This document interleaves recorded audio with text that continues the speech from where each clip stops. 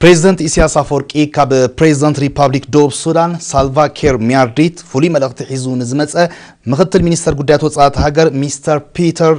ቢሸር ባንደ ሎሚ ኣብ መቀበል ጋይሽ ደንደን ተቀቢሉ አዘራሪቦም President Salva Kiir Mayardit አመለክቱ አሞንጎ ኤርትራን ዶብ ሱዳንን ጸንሐ ኣብ ናይ ቃልሲ ምትሕጋዝ ተመርኮሰ ምሕዝነት ህዝብ ዶብ ሱዳን ዓብ ሚዛን ከም ዝህቦ ንዑን ምሕያል ቁሩ ምዃኑ ገሊጾም መንግስት ኤርትራ ኣብዝኡዋን ኣብ ዶብ ሱዳን ተኸሲቱ ኣብ ዘሎ ቅልውላው ንህዝብን መንግስትን ዶብ ሱዳን ብምድጋፍ ዝወሰዶ ታሪኻዊ ምሕዝነቱ ዘረጋግጽ መርገጺ ከም ዘኽብሮ ብምግላጽ ድማ ምስጋኑ ኣቅሪቦም President Isias በወገኑ ምሕዝነትን ደገፍን ህዝቢ ኤርትራ ንህዝብን መንግስትን ዶብ ሱዳን ቀዋምን ዘይቅየርን መመሊሱ ዝሕይልን ምዃኑ ንፕሬዝደንት Salva Kiir ብመንገዲ ልኡኹ አረጋጊጹሎም አሞዳታ ክልቲኦም ወገናት እዚ ሕጂ ኣብ ዶብ ሱዳን ተፈጢሩ ዘሎ ቅልውላው ብዛዕባ ዝድረተሉን ዝፍተሐሉን መንገድታቱን ብሰፊሑ ተመያይጦም